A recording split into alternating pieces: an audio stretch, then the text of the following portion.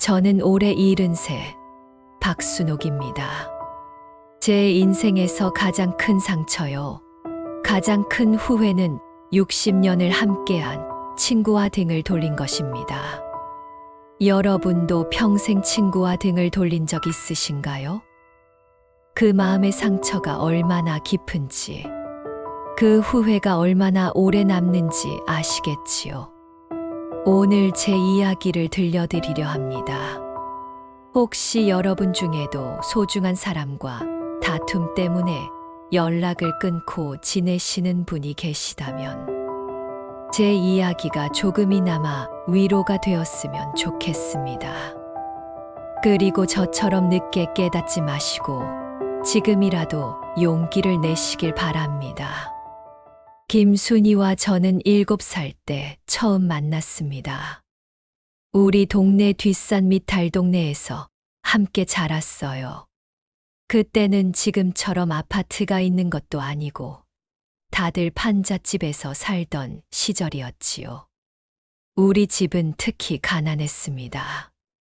어머니가 제가 5살 때 돌아가시고 아버지는 품삯 일을 나가시다가 술로 하루를 마감하시곤 했거든요.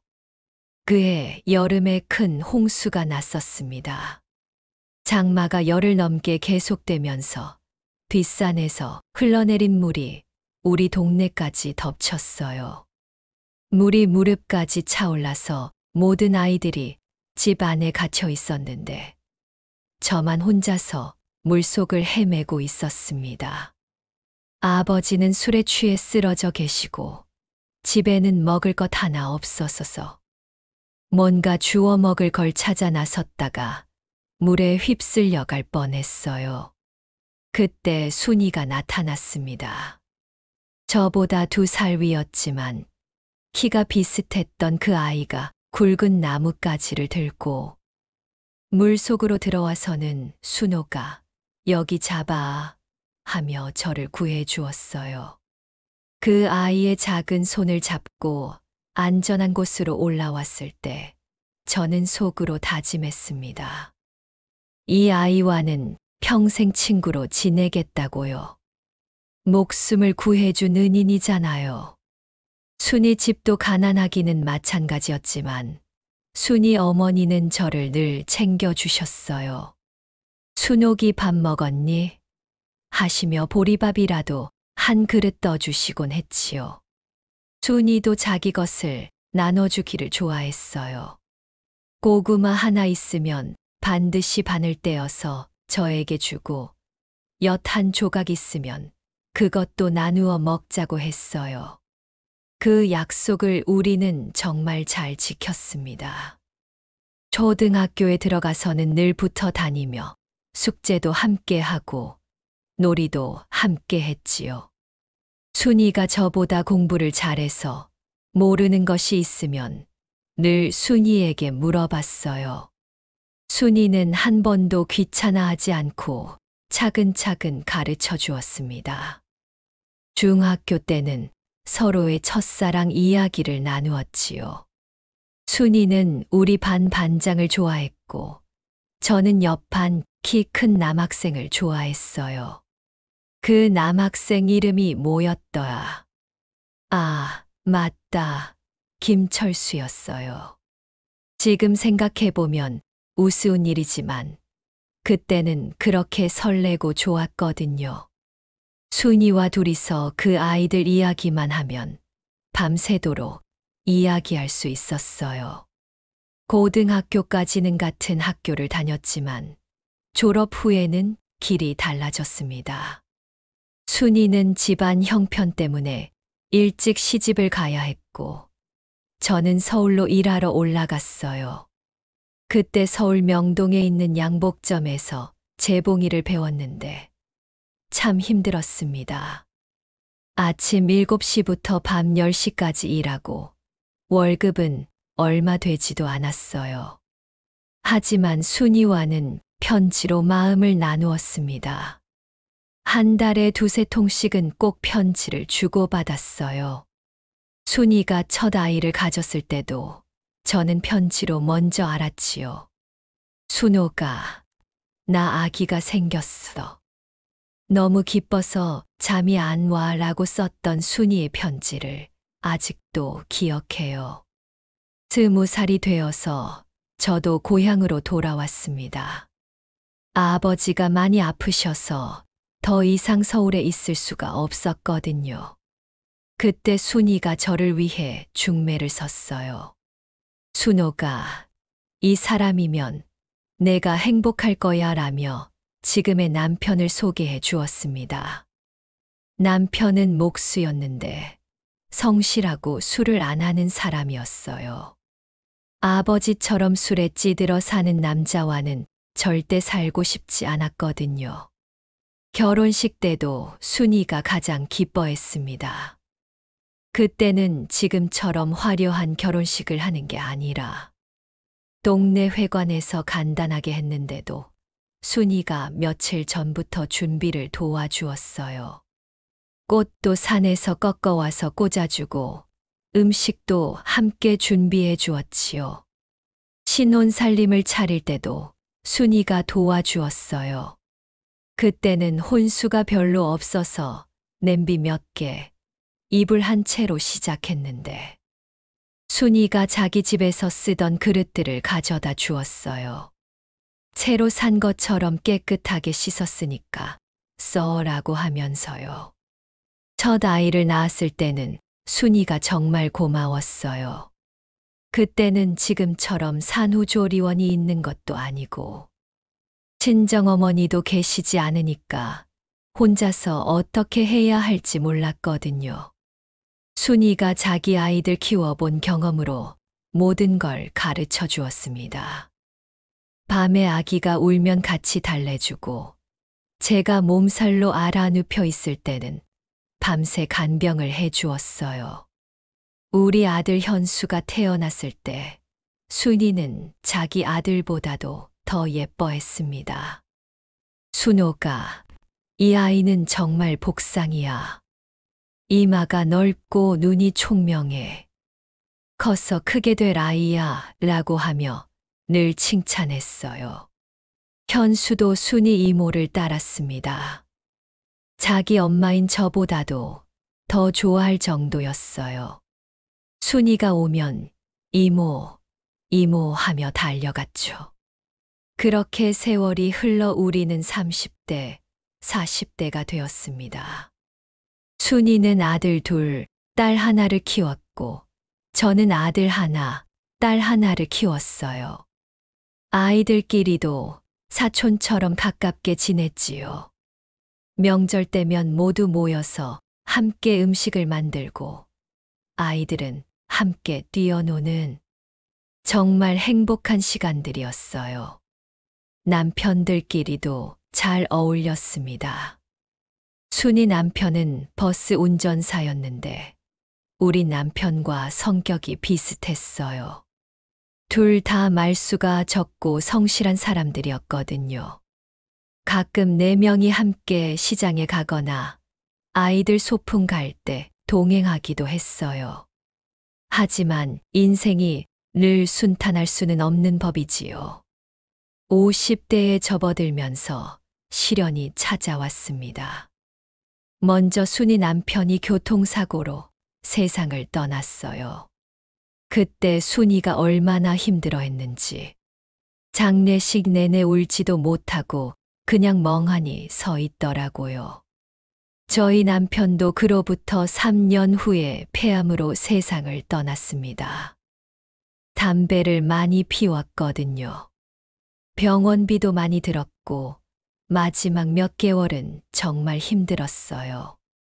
그때도 순이가 제 옆에 있어 주었습니다. 병원에 갈 때도 함께 가주고 제가 지쳐서 울고 있으면 같이 울어주었어요. 남편을 떠나보내고 나니까 세상에 믿고 의지할 사람은 순이밖에 없다는 생각이 들었어요. 아이들은 다들 결혼해서 각자의 삶을 살고 있었고 저희 둘만 남게 되었거든요. 60대에 들어서면서는 거의 매일 만났습니다. 매일 아침 7시에 만나서 뒷산으로 산책을 가고 오전에는 함께 시장을 보고 오후에는 순이 집이나 제 집에서 텔레비전을 함께 봤어요. 저녁 때는 각자 집에서 먹지만 특별한 반찬을 만들면 서로 나눠 먹었지요. 순이와 저는 성격이 조금 달랐어요.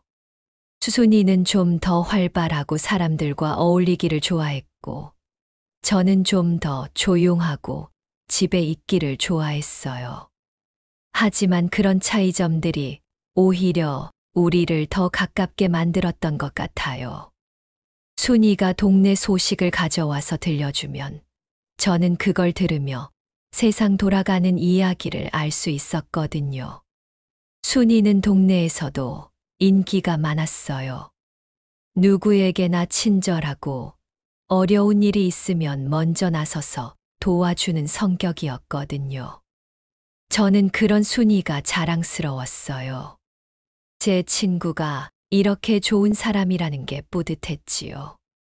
하지만 그 모든 것이 한순간에 무너졌습니다. 작년 늦가을, 순이가 평소와 다름없이 제게 말했어요. 순호가 현수 일이 어떻게 되어가니? 사람들이 자꾸 물어보는데. 현수가 치킨집 프랜차이즈 사업을 한다는 소식은 들었지만 자세한 내용은 몰랐거든요. 현수가 자세한 이야기를 안 해주어서요. 뭔 소리야? 무슨 일이 있는 건데? 제가 되물었더니 순이가 머뭇거리더라고요. 아니야, 그냥 사업이 힘들다는 소문이 있어서. 그때 순이의 표정에서 뭔가 이상한 걸 느꼈습니다. 걱정하는 것 같기도 하고 아닌 것 같기도 하고 뭔가 말하고 싶은데 차마 못하겠다는 표정이었어요. 순이야, 너 지금 우리 현수 일을 가지고 뭔 말을 하려는 거야? 제가 날카롭게 물었어요. 그러자 순이가 아니야, 그냥 궁금했어. 친구 아들 일이니까 하며 말꼬리를 흐렸습니다. 그런 순이의 모습이 이상했어요. 평소에 솔직하고 시원시원한 순이 같지 않았거든요. 그날 밤 잠을 못 이뤘어요. 순이의 그 애매한 말투가 계속 마음에 걸렸거든요. 분명 걱정해서 한 말인데 왜 그렇게 이상하게 들렸을까 싶었어요. 그러다가 문득 떠오른 게 있었습니다. 몇 달 전에도 순이가 이웃집 며느리 이야기를 하면서 비슷한 말투로 얘기했던 기억이요. 그 집 며느리가 남편 뒤에서 시어머니 욕한다던데 하면서 말이에요. 다음 날 아침 현수에게 전화를 걸어보았습니다. 아들아, 사업은 잘 되어 가니? 했더니 현수가 한참을 말하지 않더라고요. 그러더니 엄마, 조금 힘들어요. 하지만 곧 나아질 거예요. 걱정하지 마세요라고 했어요. 목소리에 힘이 없었어요. 그때 깨달았습니다. 순이가 한 말이 사실이었구나. 하지만 그것보다 더 큰 충격은 순이가 그걸 알면서도 저에게는 애매하게 말했다는 거였어요. 진짜 걱정이었다면 분명히 말했을 텐데 왜 그렇게 돌려서 말했을까 싶었거든요. 혹시 순이가 우리 집 사정을 구경거리로 생각하는 건 아닐까 하는 의심이 들기 시작했어요. 며칠 후 산책길에서 순이를 만났을 때 저는 참을 수가 없었습니다. 순이야, 너 우리 현수 일 알고 있었지? 왜 그때 분명히 말 안 했어? 순이가 당황하며 아니야, 나도 확실하지 않았어. 그냥 소문일 수도 있다고 생각했어서. 라고 했어요. 확실하지 않으면서 왜 그런 소리를 했어? 너 혹시 우리 집안 망하는 꼴 보고 싶었던 거 아니야? 제가 흥분해서 소리쳤어요. 그때까지 쌓였던 스트레스가 한꺼번에 터져 나왔나 봐요. 수run이의 얼굴이 하얗게 질렸습니다.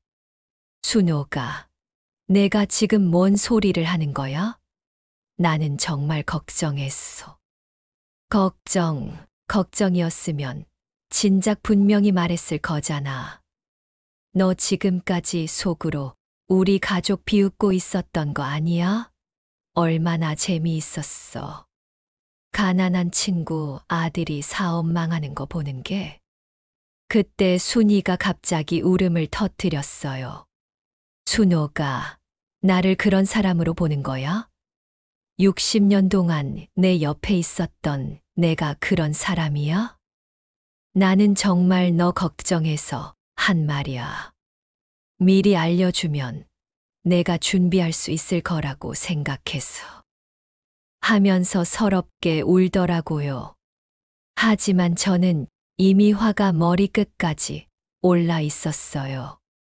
그래, 이제야 본색이 나오는구나. 평생 친구인 척하면서 속으로는 그런 마음이었구나. 내가 잘 살 때는 친구 노릇하다가 이제 망할 것 같으니까 재미있어 하는 거지. 순호가 제발 그런 말 하지 마. 나는 진짜 내 친구야. 너를 걱정해서 한 말이라고. 하며 제 팔을 잡으려 했지만 저는 그 손을 뿌리쳤습니다. 순이야, 이제 우정은 끝났어. 다신 내게 말 걸지 마. 60년 동안 속고 살았구나. 그 말을 남기고 저는 돌아서서 집으로 향했어요. 순이가 뒤에서 제 이름을 부르는 소리가 들렸지만 뒤돌아보지 않았습니다. 순호가 하는 소리가 점점 멀어져 갔어요. 집에 돌아와서 혼자 있으니까 갑자기 모든 게 허무해졌어요. 60년 동안 쌓아온 우정이 한순간에 무너진 거잖아요. 옛날 사진들을 꺼내 보니까 눈물이 나더라고요. 어린 시절부터 지금까지 순이와 함께 찍은 사진들이 수십 장이었어요. 결혼식 사진, 아이들 돌사진, 가족 여행 사진. 모든 순간에 순이가 있었어요. 그런데 화가 나는 건 순이만이 아니었어요. 저 자신에게도 화가 났어요. 왜 그렇게 성급하게 화를 냈을까? 순이의 말을 좀 더 차근차근 들어볼 걸 그랬나 싶었거든요. 하지만 이미 돌이킬 수 없는 말을 해버렸어요. 60년 동안 속고 살았다는 말은 너무 심했죠. 현수의 사업은 정말 어려워졌습니다. 처음에는 괜찮다고 했지만 몇 주가 지나면서 상황이 악화되었어요. 가게 임대료도 밀리고 직원 월급도 제때 못 주고 결국 2달 후에는 문을 닫게 되었습니다. 순이가 한 말이 모두 사실이었던 거예요. 현수가 집에 와서 울면서 말하더라고요. 엄마, 미안해요. 사업을 너무 쉽게 생각했나 봐요. 준비도 부족했고 경험도 없었는데. 아들이 울고 있는 모습을 보니까 마음이 아팠어요. 그동안 얼마나 혼자서 끙끙 앓았을까 싶었거든요. 그때야 깨달았어요. 순이는 정말 걱정해서 한 말이었구나. 저를 미리 준비시키려고 했던 거였구나. 순이가 애매하게 말한 건 확실하지 않은 소문을 함부로 퍼뜨리고 싶지 않았기 때문이었을 수도 있었어요. 저는 순이의 마음을 오해했던 거예요. 하지만 이미 늦었어요. 순이와 저 사이에는 깊은 골이 생겨버렸거든요. 동네에서 마주쳐도 서로 못 본 척했어요. 다른 이웃들이 왜 순이 씨랑 순옥 씨가 인사도 안 하냐고 물어봐도 저는 대답할 수가 없었어요. 뭐라고 설명해야 할지 모르겠더라고요. 혼자 지내는 시간이 길어질수록 더 외로웠습니다. 산책도 혼자 하고, 장도 혼자 보고, 텔레비전도 혼자 봐야 했어요. 그럴 때마다 순이가 그리웠어요. 순이와 함께 웃으며 수다를 떨던 시간들이 얼마나 소중했는지 그제야 깨달았어요. 저녁을 혼자 먹을 때가 가장 외로웠어요. 예전에는 순이와 반찬도 나눠 먹고 오늘 뭘 해 먹을지 상의도 했는데 이제는 혼자서 간단히 해 먹어야 했거든요. 입맛도 없어지고 뭘 해도 재미가 없었어요. 몇 번인가 순이에게 연락하려고 했어요. 전화기를 들고 번호를 누르다가 끊기를 반복했죠. 미안하다는 말 한마디가 왜 그렇게 어려운지 모르겠어요. 자존심이라는 게 참 무서운 것 같아요. 나이가 이렇게 들었는데도 자존심 때문에 친구에게 사과 한 번 못하다니. 그러던 어느 날 오후 시장에서 순이와 마주쳤습니다. 채소 가게에서 물을 고르고 있는데 갑자기 옆에 순이가 서 있더라고요. 순이도 저를 봤지만 서로 아무 말 없이 지나쳤어요. 하지만 마음은 무거웠어요. 시장을 다 돌고 나오는 길에 또 마주치게 되었어요. 이번엔 피할 수 없는 상황이었죠. 좁은 통로에서 마주 오고 있었거든요. 순옥 씨. 순이가 조심스럽게 말을 걸었어요. 안녕하세요. 정도의 간단한 인사였는데 저는 그것도 받아들일 수가 없었어요. 아직도 마음의 상처가 아물지 않았거든요. 그리고 먼저 말을 걸어온 순이가 밉기도 했어요. 순이 씨도 잘 지내세요. 저는 차갑게 대답하고는 그 자리를 떠났어요. 순이의 실망한 표정이 마음에 걸렸지만 어쩔 수가 없었어요. 아직은 화해할 준비가 안 되어 있었거든요. 집으로 돌아오는 길에 마음이 더 무거워졌어요. 순이의 목소리가 예전보다 많이 늙어 보였거든요. 저도 모르게 눈물이 났어요. 이게 맞나 싶었어요. 우리가 왜 이래야 하나 싶었지요. 그날 밤 혼자 집에 있는데 갑자기 울음이 나왔어요.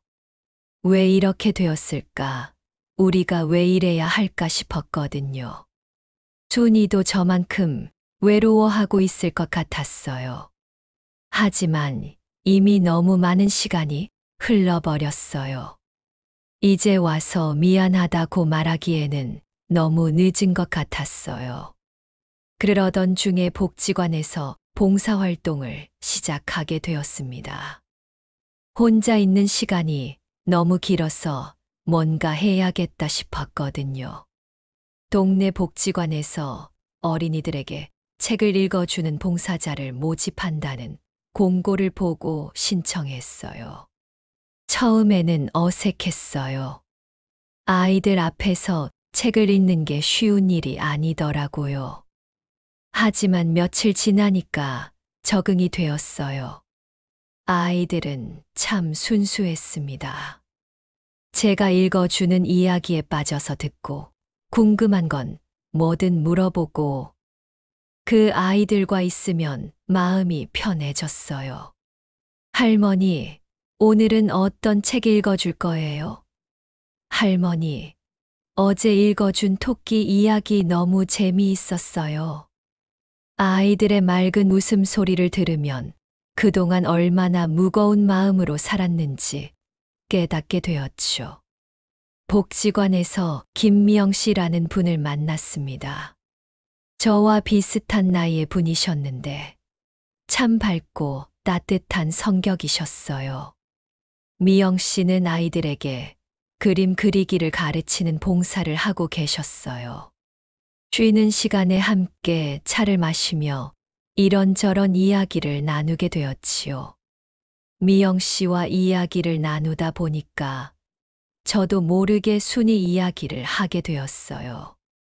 혼자 속으로만 끙끙 앓고 있던 이야기를 처음으로 남에게 털어놓은 거였어요.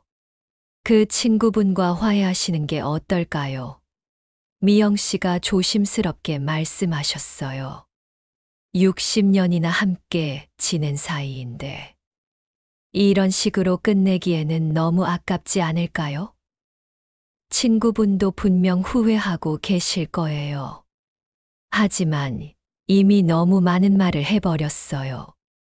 이제 와서 어떻게? 제가 말끝을 흐리자 미영 씨가 말씀하셨어요. 그래도 한번 용기를 내보세요. 후회하는 것보다는 시도해보는 게 낫지 않을까요? 나이가 들수록 소중한 사람과 함께할 시간이 얼마 남지 않았잖아요. 미영 씨의 말이 계속 마음에 남았어요. 정말 이대로 끝내는 게 맞을까 싶었거든요. 순이도 저만큼 힘들어하고 있을까 궁금했어요. 혹시 순이도 화해하고 싶어 할까 싶기도 했고요. 몇 주 후 복지관에서 순이를 만났습니다.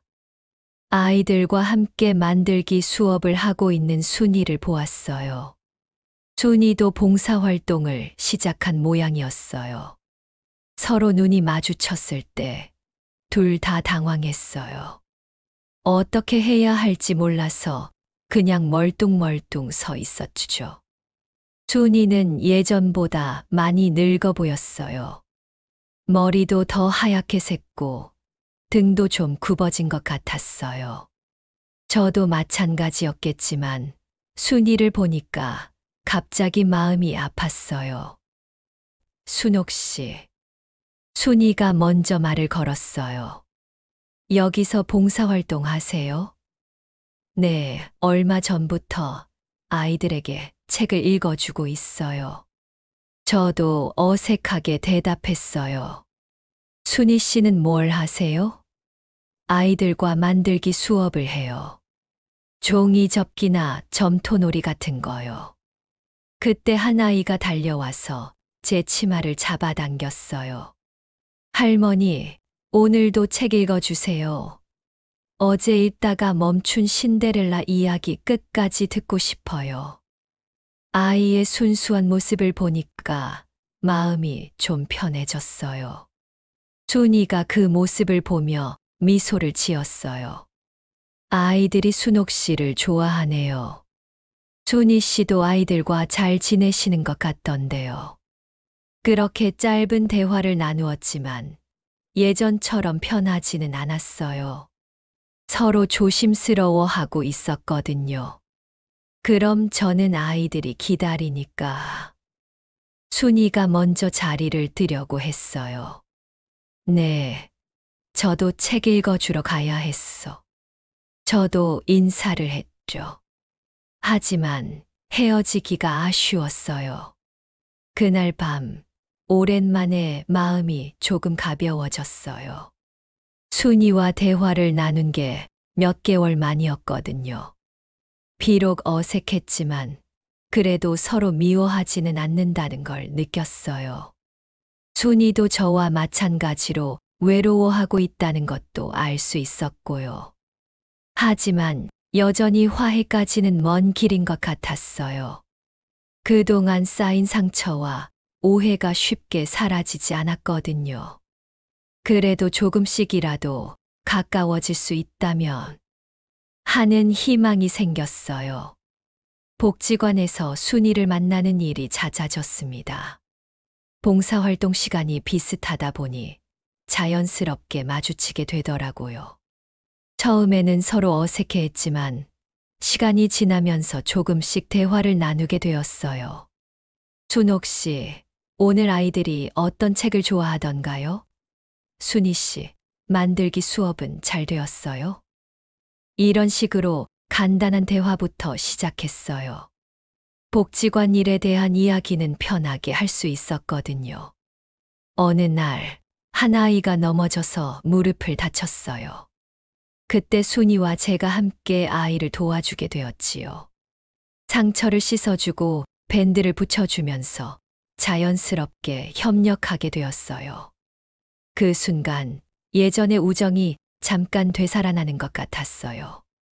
순호가, 순이가 무심코 제 이름을 불렀다가 깜짝 놀라더라고요. 아, 미안해요. 순옥 씨. 하고 고쳐 말했지만 저는 그게 반가웠어요. 오랜만에 들어보는 친근한 호칭이었거든요. 괜찮아요. 편하게 부르세요. 제가 말했더니 순이가 조심스럽게 미소를 지었어요. 그 미소를 보니까 마음이 따뜻해졌어요. 그 후로 조금씩 거리가 가까워졌어요. 복지관에서 만나면 차를 함께 마시기도 하고 아이들 이야기도 나누게 되었지요. 하지만 예전처럼 개인적인 이야기까지는 나누지 못했어요. 서로 조심스러워하고 있었거든요. 어느 날 순이가 말했어요. 순호가, 현수는 어떻게 지내? 오랜만에 듣는 아들 이야기였어요. 지금은 다른 일 하면서 천천히 준비하고 있어요. 순이 아들들은 잘 지내요. 큰아들은 부산에 있고 작은 아들은 대전에 있어서 자주 못 봐요. 그렇게 조금씩 일상 이야기를 나누게 되었어요. 하지만 아직 그날의 일에 대해서는 아무도 먼저 말을 꺼내지 못했어요. 서로 상처를 받았던 일이라 쉽게 꺼낼 수 있는 이야기가 아니었거든요. 봄이 되면서 복지관에서 어린이날 행사를 준비하게 되었어요. 순이와 저도 함께 준비를 도와주게 되었지요. 행사 준비를 하면서 자연스럽게 함께 시간을 보내게 되었어요. 순호가 이 풍선 여기에 달면 어떨까? 순이야, 저쪽 벽에 그림을 더 붙여야겠어.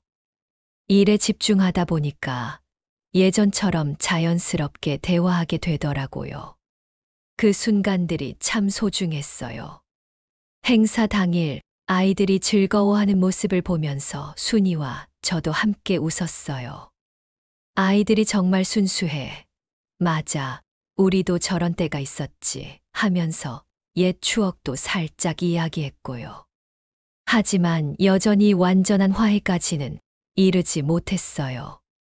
서로 조심스러워하고 있었고 그날의 상처가 완전히 아물지 않았거든요. 그래도 예전보다는 훨씬 가까워진 것 같았어요. 여름이 되어서 복지관 휴관일이 있었어요. 그날 우연히 시장에서 순이와 마주쳤는데 이번에는 피하지 않고 인사를 나눴어요. 순이야, 안녕, 순호가 장 보러 나왔어. 자연스러운 대화였어요. 복지관 휴관이라 심심하네, 순이가 말했어요. 맞아, 아이들 얼굴이 보고 싶어. 제가 대답했죠. 우리 차라도 한잔 할까? 순이가 조심스럽게 제안했어요. 근처 찻집에서 차를 마시며 이야기를 나눴어요. 복지관 이야기, 아이들 이야기. 편안한 대화였어요. 하지만 여전히 개인적인 깊은 이야기까지는 나누지 못했어요. 순호가, 순이가 뭔가 말하려다가 멈췄어요. 왜? 제가 물었지만 순이는 아니야, 그냥 하고 말을 흐렸어요. 순이도 뭔가 말하고 싶은 게 있는 것 같았지만 쉽게 꺼내지 못하고 있었어요. 그날 헤어질 때 순이가 말했어요. 순호가, 오늘 만나서 반가웠어. 나도 그래.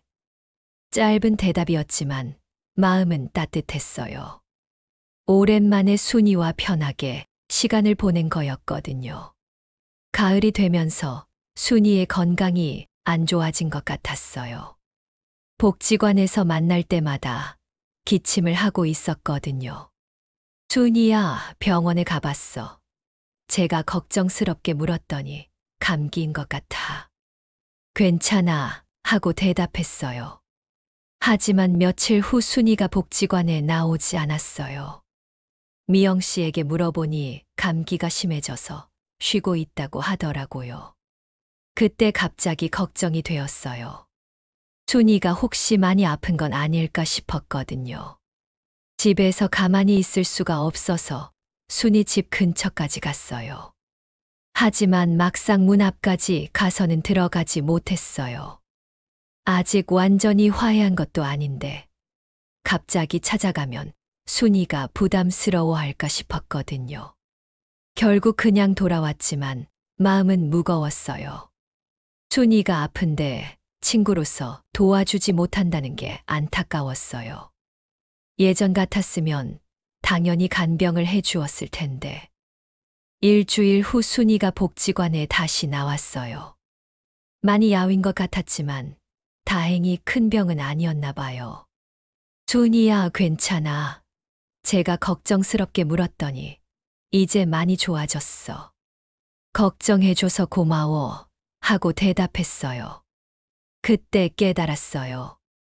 순이가 아플 때 제가 얼마나 걱정했는지를 보니 아직도 순이를 소중하게 생각하고 있다는 걸 알 수 있었거든요. 화가 난 것과 사랑하는 마음은 별개인 것 같았어요. 겨울이 되면서 복지관 활동도 줄어들었어요. 날씨가 추워서 아이들이 많이 오지 않았거든요. 순이와 만날 기회도 줄어들었지만 가끔 만나면 반가웠어요. 어느 날 눈이 많이 온 날, 복지관에서 나오다가 순이와 함께 길을 걷게 되었어요. 눈길이 미끄러워서 조심스럽게 걸어야 했는데 순이가 제 팔을 살짝 잡더라고요. 미끄러워. 조심해야겠어.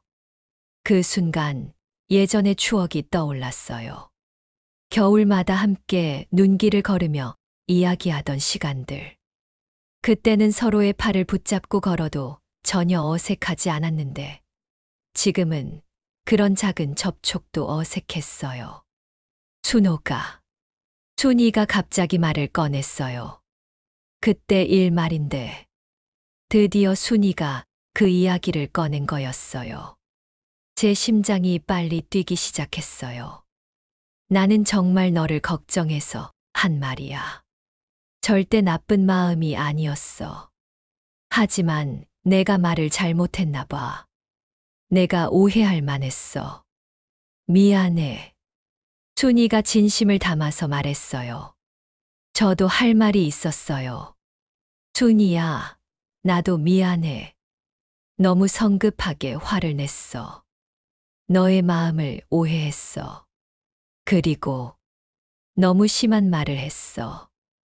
60년 우정을 그렇게 쉽게 버릴 수는 없는 거였는데. 그때 눈물이 나기 시작했어요. 순이도 울고 있었어요. 눈 내리는 길에서 두 할머니가 붙잡고 울고 있는 모습이 우스꽝스러웠을 수도 있지만 저희에게는 정말 소중한 순간이었어요. 순호가, 우리 다시 친구하자. 응, 순이야. 미안했어. 그렇게 화해를 했어요. 60년 우정이 다시 이어진 순간이었어요. 하지만 예전처럼 완전히 돌아가지는 못했어요. 서로 조심스러워하게 되었거든요. 말 한마디, 행동 하나하나를 조심하게 되었어요. 상처를 받았던 기억이 남아 있어서인지 완전히 편하지는 않았어요. 그래도 다시 함께 산책을 하고, 함께 장을 보고, 함께 차를 마시며 이야기를 나눌 수 있게 되었어요. 예전만큼은 아니어도 외롭지 않게 되었어요. 지금 생각해보니 그 일이 있고 나서 오히려 서로를 더 소중하게 생각하게 된 것 같아요. 잃을 뻔했던 우정이라서 더 고맙게 느껴지더라고요. 하지만 여전히 아쉬움이 남아요. 그 몇 개월 동안 얼마나 외롭고 힘들었는지. 그 시간들은 다시 돌아오지 않거든요. 순이도 그 시간 동안 많이 힘들어했다고 나중에 이야기해 주었어요. 순호가, 그때 정말 힘들었어. 너 없이 혼자 산책하는 게 이렇게 외로운 줄 몰랐어. 나도 그랬어. 함께 이야기할 사람이 없으니까 하루가 이렇게 길 줄 몰랐어. 지금도 가끔 그 일이 생각나요. 만약 그때 제가 좀 더 참았다면, 순이의 말을 좀 더 차분히 들었다면, 그런 일은 없었을 텐데. 하는 후회가 들어요. 여러분, 평생 친구도 말 한마디에 무너질 수 있습니다. 그러나 그만큼 한 번의 용서로도 다시 이어질 수 있는 게 사람의 인연 아닐까요? 말의 무게는 정말 무겁습니다. 한 번 내뱉은 말은 다시 주워 담을 수 없어요. 저는 그걸 뼈저리게 깨달았어요. 나이가 들수록 친구의 소중함을 더 크게 느껴요. 어릴 때는 친구가 많아서 하나 잃어도 별로 아프지 않았는데, 이 나이가 되니까 진짜 친구는 몇 명 되지 않더라고요. 그래서 더 소중하고 더 조심해야 하는 것 같아요. 노년의 행복은 돈이나 명예가 아니라 따뜻한 관계에서 온다는 걸 이제야 깨달았어요. 아무리 돈이 많아도, 아무리 집이 좋아도 함께 이야기할 사람이 없으면 외로워요. 자존심보다는 용서가 더 중요하다는 것도 깨달았고요. 혹시 여러분 중에도 소중한 친구와 다툼 때문에 연락을 끊고 지내시는 분이 계시다면 용기를 내어 먼저 손을 내밀어 보세요. 저처럼 몇 개월을 외롭게 보내지 마시고요. 자존심 때문에 소중한 사람을 잃는 것만큼 바보 같은 일은 없어요. 미안하다는 말 한마디가 이렇게 어려울 줄 누가 알았겠어요? 하지만 그 한마디가 모든 걸 바꿀 수 있답니다. 저와 순이가 그랬던 것처럼 말이에요. 인생은 정말 짧습니다. 특히 우리처럼 나이가 든 사람들에게는 남은 시간이 얼마 없어요. 소중한 사람과 함께할 시간을 다툼으로 허비하기에는 인생이 너무 아깝지 않을까요? 지금도 순이와 저는 함께 시간을 보내고 있어요. 예전만큼 편하지는 않지만 그래도 함께 있으면 마음이 따뜻해져요. 서로를 더 배려하게 되었고 더 소중하게 생각하게 되었어요. 얼마 전에 순이가 그런 말을 했어요. 준호가, 우리 앞으로는 절대 다투지 말자. 이런 일이 또 생기면 나는 정말 견딜 수 없을 것 같아. 저도 그 말에 동감했어요.